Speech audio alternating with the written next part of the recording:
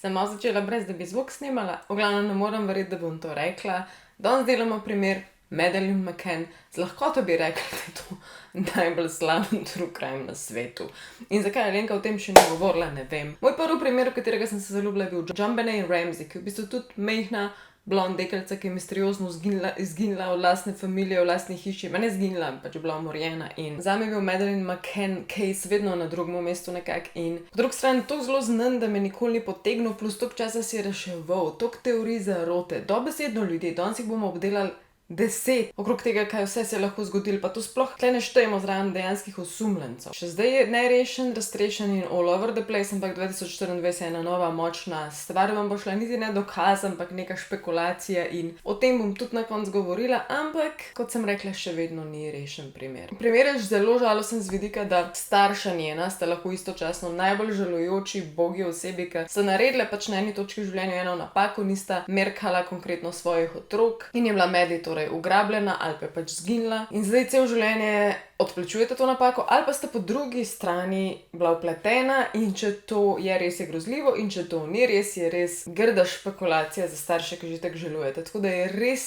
čuden primer. In ker je tudi dolg, gremo čim prej v ta primer. Madeleine McCann se je rodila v Leicesteru in družina potem živela v Rothleyju, je pa to v Leicestershire. Ne, dobesedno tega ne bom izgovorila, ker ne znam. Madeleine vsi poznamo kot svetlolaso, zelo, zelo luštno punčko, ki je na angelček. Ko je izginila, bila stara 3 leta in pol, ima pa zelo značilno na svojih učkah na desnem oču oziroma na šarenici, tudi na levem meču eno liso. Zdaj ne vem, je bilo to znamenje ali kaj drugega, nisem videla slike. Kaj pa njena starša Kate in Gary McCann? Oba njena starša sta bila ali sta še zdravnike, kar je precej pomembno za to zgodbo. Sta bila tudi rimokatoliške izpovedi. Kate Mary McCann je srednjo šolo obiskovala Notre Dame in leta 1992 tudi diplomirala na univerzi Dundee, torej vse ful ugledne šole, kakor jaz vem. Pri njej bi jaz omenila to, da je nekaj časa delala v porodništvu in v ginekologiji, torej z mamicami, s porodi, z nosečnostmi. Bila je potem na anesteziji, nazadnje pa v splošni praksi. In omenila bi tudi glede nje, da je vedno želela otroke, to pove v intervjujih, na ta način, da so vse njene sošolke, vsi, ki so z njo hodili na faks, so jo poznali najbolj kot nekoga, ki si vedno želi otroke, if that makes sense. Ker je bila ona edinka in se je vedno želela veliko happy družino. Tako da to se mi zdi vredno omembe. Gerald Patrick McCann, torej njen mož, je bil porojen v Glasgowu, tudi če ste gledali kakšne njegove intervjuje, več kot očitno Škot. Diplomiral je iz fiziologije športne vede na univerzi v Glasgowu, je pa potem tudi doktoriral iz medicine. On pa ne samo, da je bil navaden doktor, bil je svetovalec kardiolog v bolnišnici Glenfield v Leicesteru. Poročila sta se 98. leta, Medi je bila porojena leta 2003 in izginila leta 2007. Torej ja, bila je stara 3 leta pa pol. Medi ni bila edini otrok, bila sta tukaj še 2 dvojčka. Te 2 dvojčka sta bila pa fantek in punčka. Mislim, da sta bila v času njenega izginotja stara nekako 2 leti mlajša od Medi, ali leto pa pol tam nekje, tako da sta bila še bolj bližji skoraj dojenčku, kakor pa otroku / toddlerju. Ker je tudi pomembno za zgodbo, ker onadva bi bila edini priči, kaj se je zgodilo, ampak sta tudi to prespala. David Payne, ki bo kasneje pomemben za to zgodbo, je bil eden izmed mnogih zdravnikov, njunih prijateljev, ki so se takrat odločili, oziroma on je celo organiziral ta izlet na Portugalsko, kjer je bila Medi potem tudi pogrešana. Rekel je, se razumemo, pojmo vsi skup v kraj Praia da Luz na Portugalskem, čistko na obrobju Portugalske, valjda plažice, sonce, toplo, wow. Pa je ta območje oziroma to mesto kličejo tudi Little Britain, ker je tam toliko Britancev oziroma teh Škotov, Ircev, Angležev. Torej, McCannova sta bila na teh počitnicah skupaj s 7 prijatelji, skupne jih bi bilo torej 9 in potem še 8 njihovih otrok, od tega 3 tudi od McCannovih. Potem se tukaj razvije pojem 7 tapasov. To dejansko je pojem za 7 članov te njihove grupe, ki so čisto popolnoma vsak večer imeli rezerviran v najbližji možni gostilni, ki je del tega kompleksa, kjer so oni stanovali, da imajo večerjo ob 8:30 oziroma 20:30 zvečer. Vsak dan brez izjeme so imeli oni že rezervirano svojo mizo. Bilo je tako prav dogovorjeno tam. Značilno tega je, da je bilo to 82 metrov proč od apartmaja od Maddie oziroma od McCannove družine. Ta apartma se je imenoval 5A in je bil čist najbolj izpostavljen v tem kompleksu na robu ulice in pa tudi v pritličju. Ta stavba je imela 13 ropja, oni so bili lih v pritličju in tudi ko so obedovali vsak dan tam v tej tapast večeri in pil in hengali in žgurali, so videli ta apartma, videli so, ampak čez ograjo niso videli dejansko, kaj se dogaja pri vratih, pri oknih in tako naprej, tako da ni bilo lih uporabno, da so videli v to smer. Zdaj bomo šli pa kar nekaj čez časovnico vsega, kar se je dogajalo, tako da gremo potem v miru lahko na teorije zarot in podobno. 3. maj 2007 se je to zgodilo. Madeleine McCann izgine. Kot sem rekla, njeni starši so obedovali nekih 50 do 80 metrov preč, odvisno gledaš korake ali gledaš samo zračno dolžino. Od nekdaj je sporno, da so starši pustili svoje otroke tam same, ampak so jih pa tudi hodili preverjati na pol ure. Ampak pomembno je, da ni vedno šel preveriti Gary ali pa Kate, torej mami ali pa ati od Maddie, včasih tudi kdo drug. Na eni točki torej je šel preveriti en njun kolega, ki je istočasno šel preveriti tudi svoje otroke. Potem za njemu je šel pogledati Gary, oče od Maddie, in je na poti nazaj se tudi zaklepetal z enim drugim članom. In takrat ob 21:15 je bila ura, je šla pogledati otroke tudi ena tretja ženska iz te skupine zdravnikov in ko se je vračala, je videla te dva moška klepetati med sabo, to so bili vsi ista skupina, ampak one dva nje nista videla. Je pa še to pomembno iz enega razloga, ker je ona istočasno videla enega moškega, ki je v bližini apartmaja 5A od Madeleine McCann nosil eno mehno punčko. Ta punčka je bila v zelo podobni pižami po opisu, kot je bila pižama od Maddie, taka malo roza, malo rožic in tudi podobna starost. Rekla je še za tega moškega, da ni izgledal kot turist in da je bilo vse skupaj majčkeno čuden, zato si tudi zapomnila in to iz skica uradno od tega moškega. Ker smo že pri tej informaciji, jo bom hitro razvrednotila, zaradi tega, ker leta 2000 ne vem koliko se je ta moški dejansko oglasil in je bil isto iz United Kingdom in je rekel: "Mi je zelo žal, to sem jaz, ki sem nesel svojo hčerko", in je dokazal prek slik in prek njene pižame, da je dejansko bil to on in je bila ta teorija v celoti opuščena in tudi mi se ne bomo k njej več vračali. Moramo omeniti samo, da prejšnja dva moška, ko sta šla preverjati, družinski kolega in potem čez pol ure oče od Maddie, nista natančno pogledala. Videla sta dejansko, da vrata od spalnice od otrok so bila majčkeno drugače priprta, kot so bila prej, pa se nista lih ozirala na to in nista konkretno pogledala v sobo, da bi videla, ok, Maddie leži noter, ampak sta na hitro pokukala v smislu, ok, vse je ok. Pa še pomembna stvar je itak to, da so bila vrata dejansko v ta apartma odklenjena. Ob 10. zvečer je bila pa na vrsti, da gre pogledat mami od Maddie, torej Kate, in ko je ona šla, je bolj natančno se odločila pogledati in je takoj videla, da Maddie v postelji ni. Na hitro je rekla 5 do 10 sekund, se je še vzela, da je pogledala ta apartma, potem je pa v paniki stekla nazaj do te svoje družbe in jo vpila. To je precej pomembno, kaj je vpila. Vpila je, vzeli so jo,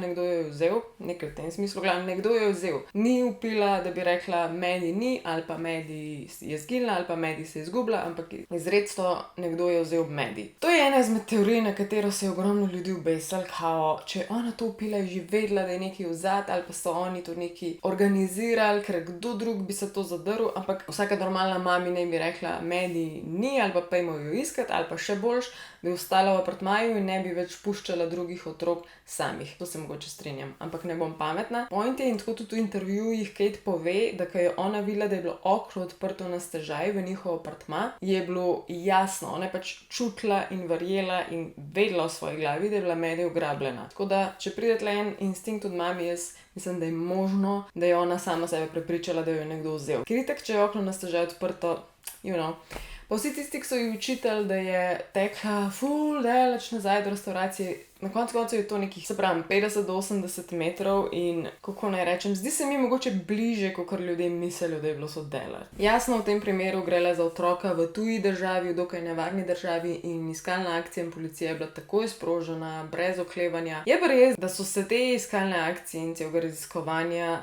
lotilo bupno. Ker na tej točki so vsi te družinski kolegi in zdravniki, vsi so laufali v ta njihov apartma, v firčni, kaj se je zgodilo, če so vsi ok, kaj se dogaja, vsi so čakali policijo skupaj s staršema in noter je prišlo takrat nekih 20 ljudi. Verjetno še zaposleni v hotelu in bog ve kdo vse in ta kraj zločina je bil popolnoma onesnažen, omadeževan. Kako tam priješ do dokazov prstnih odtisov, česarkoli je res, res težko. 4. maja, torej že naslednji dan, sta starša dala javno izjavo in tudi to je ena izmed stvari, kadarkoli je šla v javnost javna izjava od teh staršev, kako je bila mami oblečena, da je imela uhane gor, da nista bila dosti objokana. Ogromno enih obtožb, ki špekulirajo na to, da te dva starša nista bila dosti prizadeta in žalostna. Meni je to ful za lase privlečeno, ker vsak žaluje in je v stresu na svoj način, sploh ljudje, ki so introverti in mislim, da sta bila dva, oziroma da sta ona dva introverta. Ampak ja, ne vemo, kaj je res. Od maja do julija 2007 so potem Portugalci predvsem imeli ful obsežno, konkretno, temeljito raziskavo. Imeli so ogromno enih sledi, ampak noben konkreten osumljenec ni takrat bil. Prehitro sem rekla, da je bila dobra preiskava, pač so dokaj temeljito delali, ampak kar se pa tiče samega kraja zločina, pa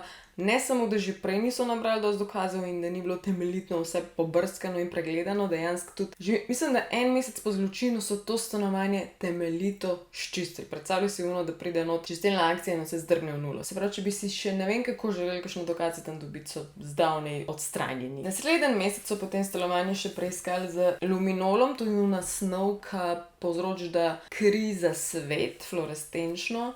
Se veste, v temi. In so dejansko najdeli neke ostanke krvi v kopalnici, ampak so bili od neznanega moškega in ne od Maddie. Avgusta 2007 so preiskovalci tudi javno izjavo dali, ki je bila verjetno ful boleča in za javnost in predvsem za starše, in sicer da Maddie verjetno ne bojo našli žive. Potem pa septembra 2007, kjer se začne ta drama s tem, tudi uradno je bilo, da so bili starši od Madeleine McCann označeni za osumljence. Celo glavne osumljence, ampak bili so uradni osumljenci. Tudi več o tej teoriji bom povedala kasneje, gremo kar naprej na leta 2008, ko sta končno starša tudi upravičena tega in je bilo premalo dokazov, da bi bila osumljenca. In julija 2008 portugalske oblasti tudi ustavijo v celoti raziskovanje in rečejo, da če bo potrebno, v prihodnosti bojo že še odprli. Maja 2011 sta starša od Maddie dejansko izdala knjigo samo zato, kot so ona dva pisala, sta želela povedati svojo resnico oziroma resnico, ker je bilo toliko enih spletk in idej o tem, kaj se je zgodilo. Potem pa junija 2020 so pa nemške oblasti imenovale osumljenca, ki je bil pa tudi nemški državljan in je bil tudi v tem primeru in je še zdaj glavni osumljenec, ampak tudi zanj ni bilo takrat dovolj dokazov in zdaj ni dovolj dokazov, da je on dejansko morilc, storilc, kradljivc, bilo kaj. Njegovo ime je Christian Bruckner in trenutno mislim, da je v zaporu, ampak pazi to. On je v zaporu zaradi tega, ker je leta 2005 posilil 72-letno Američanko. Pa to še ni vse, tle mislim, da sem screenshotala njegove obtožbe, ker pač ne vem, ene so dokazane, eni niso verjetno, zato je tudi v zaporu. Kako je on na grožnjih dejanj storil, res crazy. In tudi valjda v času, ko je Maddie izginila, se je on nahajal na tej lokaciji, v bližini tudi živel. Junija 2024, to je res nadolgo nazaj, so tudi odkrili njegove e-maile, so prišli za mne njegove glavne e-maile, ampak imel je še en dodaten e-mail, ki so zdaj povezali, da je njegov in je bilo res obupno gor, koliko je ene otroške pornografije, koliko je bilo enih obupnih mailov izmenjanih in lih takrat, leta 2007, ko je bila Maddie pogrešana, tako mesec nazaj naprej, tam tisto obdobje, ima on vse zbrisano, vse odhodno, prihodno in je to res, res sumljivo. Tako da on je še vedno glavni osumljenec. Ne bo vam žal, da ne bom naštevala drugih osumljencev, ker jih je itak milijon, ampak on je glavni, kot sem rekla. Gremo pa na te teorije zarote, ki so res posebne. Prva teorija, smrt po pomoti. Ta teorija govori o tem, da sta starša od Maddie McCann, tako kot drugi te kolegi zdravniki, včasih, ko so hoteli pač v miru biti, v miru spati, v miru žurati, v miru biti na počitnicah, so otrokom dali dozo nekih pomirjeval, uspaval, kot zdravniki obviously so imeli dostop do tega, s to, da pač bo imeli mir, ampak mogoče je šlo nekaj narobe, mogoče so malo predozirali. In to ni samo ideja, mislim, da so starši celo priznali ali so povedali drugi zdravniki, da to so kdaj pa kdaj naredili. In tudi iz tega razloga sta dvojčka verjetno popolnoma vse prespala, dokler ni policija prišla, ko so starši že panični bili in jokali, sta dvojčka še vedno spala, lih iz tega razloga, ker po vsej verjetnosti sta nekaj zaužila za močnejši spanc. Je pa to še en izmed aspektov zelo slabe raziskave, ker en mesec dolgo časa te forenziki niso niti preverjala, sta ona dva imela kaj v sistemu. Takrat pa itak nista imela več nič v sistemu, ko so preverjali, tako da če bi torej Maddie lahko predozirali ali pa bi šlo nekaj narobe, bi pa ugotovili, ojoj, naš ugled je na nitki oziroma lahko gre nekaj narobe, lahko izgubimo kariero, lahko vsi skupaj izgubimo kariero. Kaj če bi tega otroka raje nekam skrili in zakopali ali pa nekaj v tem smislu. Baje iz tega stanovanja tudi je izginila teniška vreča, s katero je Gary, torej njen oče od Maddie, igral tenis. Zdaj ne vem, ali dejansko ta torba izginila, ali sta to povedala starša, da jo je nekdo ukradel, ali je policija to sklepala zaradi tega, ker je ta dan prej, 3. maj 2007 Gary pač igral tenis in jim je bilo čudno, ker ni teniške vreče. K tej teoriji sodi tudi to, da ko so oni bili na večeri, so bili baje zelo glasni in pijani in ideja je, da so pač hoteli čim več pozornosti na sebi lik za to, da bi imeli kot alibi v smislu, oni ziher niso krivi, ker so bili na večeri. Drugič, ta teorija je meni osebno mogoče najbolj crazy, pa ne toliko nesmiselna. Nikoli ne veš, ampak ta je res crazy. In sicer, da je bila Maddie upepeljena skupaj z drugim truplom. Pazi to. Goncalo Amaral je opozoril na dve nenavadni stvari v zvezi s cerkvijo v tem obdobju. 2 ali 3 dni potem, ko je Maddie izginila, lih tak sumljiv čas, ne bi bila tukaj na Portugalskem zelo blizu upepeljena ena starejša ženska in je zaradi tega prišel sem kanadski duhovnik. Ampak ta kanadski duhovnik ne bi bil sosed od tete od Kate McCann. I know. Zdaj, to je čista govorica po mojem, ampak so neki moški videli moškega s torbo, ki je šel v cerkev, kjer ne bi bila upepeljena ta starejša gospa in potem je valjda špekulacija, da ne bi v tej torbi bila Maddie in da ne bi potem Maddie skupaj upepeljili s to žensko in jo tudi skupaj v drugi ali ne vem v čem zakopali v pogrebu in noben ne bi posumil, noben ne bi preveril, noben ne bi vedel. Tako da ja, ta je res nora, ampak mi je pa tudi zelo zanimiva. Tretja teorija, to, da je Maddie pač odtavala po svoje, da je sama od sebe šla iz stanovanja, je zelo splošno znano dejstvo, da je to skoraj nemogoče, ker je bilo toliko enih vrat. Torej, da je šla iz svoje posteljice, da je za sabo zaprla v bistvu vrata od sobe, potem še vrata od stanovanja oziroma od terase, potem še vrata od balkona, potem še vrata do ceste. Otroci itak za sabo ne zapirajo, plus da bi toliko enih vrat, plus da bi samo zato, ker je hodila starša najti, toliko enih vrat odprla in zaprla, je zelo netipično tudi za Maddie. In zdaj ta teorija se naprej nadaljuje, ali da se je kaj zgodilo in je padla recimo v bližnje gradbišče in so potem delavci zapaničarali in so jo, ne vem, zabetonirali nekam, da ne bi policija najdla, ali pa opcija B, da je zatavala v morje, ali pa opcija C, da jo je na cesti najdel nekdo, ki je pa pač pedo. Zato, ker na tem obdobju so precej značilni te ringi pedotov, nažalost, ni tu tam neki novega ali pa nemogoče. Še nekaj bi omenila pri tej teoriji, in sicer, da je Maddie lih ta dan, ko je bila pogrešana, rekla: "Mami, zakaj nisi prišla prejšnji dan, ko sem jokala?" Ta jok je tudi ena soseda slišala, tako da to je dokazano. Mogoče je slišal tudi kdo drug iz ceste in je valjda sklepal, da pač je tam otrok in je bil na preži. Četrta teorija, ker če mene vprašaš, spet izvira bolj iz govorice, in sicer ena priča je rekla, da ko je bil Gary, torej oče od Maddie, je bil na letališkem avtobusu, te najbrž tisto, te pele od letališča do letala ali pa obratno, in je rekel, kao, jaz nisem tukaj na počitnicah oziroma nisem tukaj, da bi se zabaval. Zdaj, kdo to reče in zakaj, je res nenavadno, ker če greš tja s ful kolegi in ful misliš pit in to, ali da se boš zabaval, in če rečeš, da se ne boš kaj drugega imaš plan tam početi, pač ful je weird. Ok, ta je bila res kratka, tudi da gremo kar na peto teorijo, ki pa govori o VIP britanski pedofiliji. Vem, sli se grozen in tudi je, zaradi tega, ker basically to lahko spomne na iluminate oziroma tiste, ki imajo res ogromno moči in denarja, sploh zdaj, ki vidite, kaj se z Didijem dogaja, točno veste, da je to več kot mogoče. In če bi recimo nekdo, ki je VIP na tem področju in bi njima kot staršama ponudil tle milijone, zato da imajo lahko nekaj od njihove Madeline, se ne zdi čist nemogoče. Zdaj pa predstavljajte si, da starša bi lahko v tem primeru bila plačana, da si zatiskate oči. Torej, pustite odklenjeno stanovanje, odprta vrata do Madeline, če si jo nekdo od vplivnežev mogočnih zaželi. Se delate, da ste na večeri in da ne veste, kaj se dogaja, plus še mečkanje zadrogirate, ker to vemo, da se je dogajalo v tem primeru, oziroma uspavate, kakorkoli že, in potem greste valjda preveriti, če je bilo vse ok, če je bilo vse po planu, ampak mogoče ni bil lih njihov plan to, da Maddie dejansko vzamejo in zato je mogoče tudi kaj tekla nazaj do skupine, pustila druge otroke tam, ker je itak vedela, da te ljudi ne zanima ta dvojčka, in je tudi upila, vzeli so jo.